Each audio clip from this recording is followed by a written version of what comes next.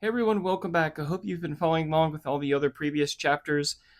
This is chapter 104. There's going to be three parts. So this video is going to cover 104A, the paper dollar. So let's get to it. So if you didn't know, there was three different versions of the dollar. There was the paper dollar, which we still use today, the silver dollar, and the gold dollar. Each of them had their own benefits and levels of trust. This chapter will be mainly about the paper dollar. But quickly before I continue, here's some quick stats that will blow your mind.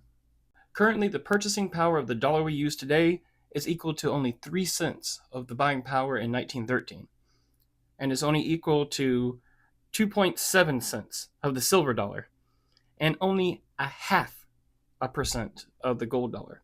And if you reverse that, in 1913, the purchasing power of the dollar is equal to $32.72 today. And in 1913, the silver dollar is equal to about $36 in purchasing power today. And the 1913 gold dollar is equal to $183 of purchasing power today. That's absolutely mind-blowing. And when gold hits $4,134, it will take $200 of the modern today dollar to equal $1 in 1913.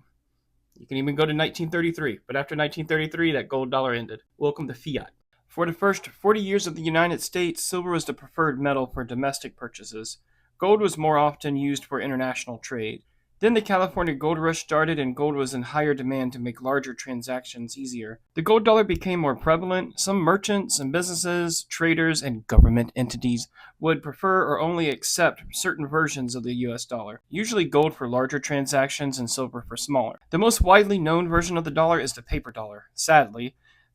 These have some trust, but they haven't always had trust. The first paper notes were colonial scrip, and those failed quickly due to excessive printing, leading to inflation, loss of value, because of the lack of tangible backing to gold and silver. Then there were banknotes. Banks would issue banknotes to you in exchange for storing your gold and silver dollars, or species, which is the banking term for gold and silver. You could do everything with banknotes, use them as money, you could open loans with banknotes. In good times, banknotes were as good as the real thing, and much lighter to carry. But if you had money in the bank and the bank failed, you would most likely lose your entire savings. There was no government insurance like the FDIC today, but if you took a loan out, it would not be forgiven. Your debt would become an asset and be sold to another institution during liquidation, and you would be obligated to repay to the new creditor. Sorry, we'll take your money, but you still owe us. These banknotes were usually only accepted in certain regions, so if you wanted to use them at a different bank or in a different city, you might have to transfer them from one bank to another before using them, or you'd have to transfer your species or withdraw your gold and silver from the bank.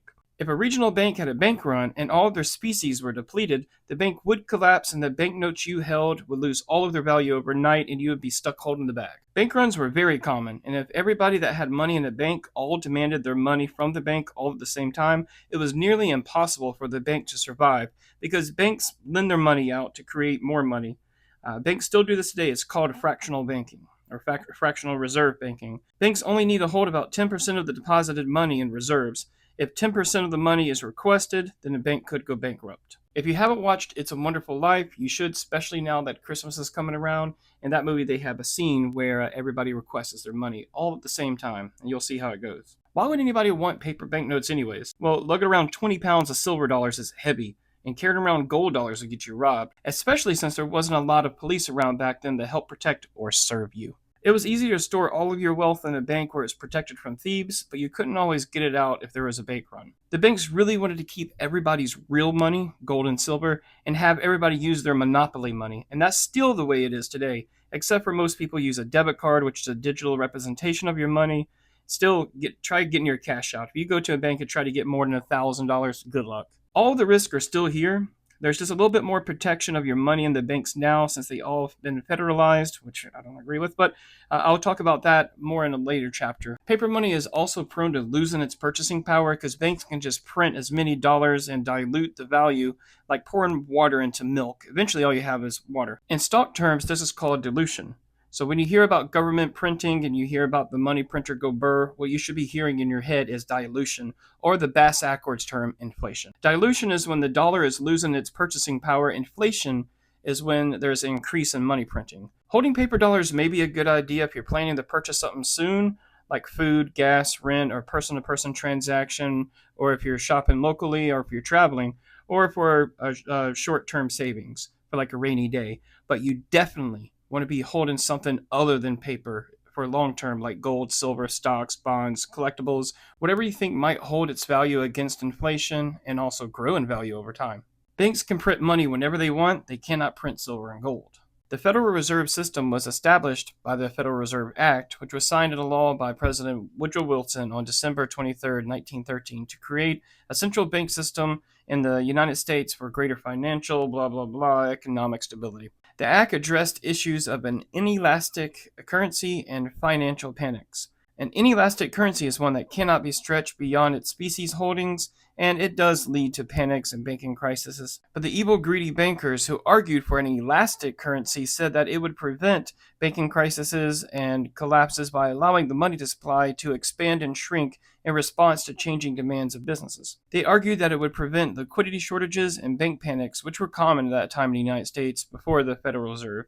The main bank crisis that helped push for the Federal Reserve Act was the bank panic of 1907. And though it is a good argument, the road to hell is paved with good intentions. Federal Reserve notes were released in 1913 alongside banknotes, U.S. Treasury notes, silver certificates, gold certificates, silver Morgan dollars, and gold dollar coins, all in circulation at the same time, so the general public wouldn't think anything about the Federal Reserve notes. Actually, silver Morgan dollars were seized by the banks in 1904, and a lot were melted down. They were re-released in 1921 alongside with the peace dollar after World War I. So it was somewhat rare to see a Morgan dollar in circulation between 1904 and 1920. Seems like they knew something we didn't know about an impending world war and a change to the world order coming. In 1934, the gold certificates were seized from the general public along with the gold coins themselves. So were regional banknotes. So the only paper notes circulating in 1935 were the Federal Reserve notes, Treasury notes, and silver certificates. By 1971, it was down to only the Federal Reserve notes. The silver certificates were demonetized in 1968, and the Treasury notes were demonetized in 1971. After 1971, any paper notes other than Federal Reserve notes became collector's items or rare finds in circulations that would spark conversations. I'll be covering the Federal Reserve and everything else I just mentioned in later chapters. So I put the paper dollar at trust level 5 out of 10. Follow me for the next chapters to learn where I put silver and gold.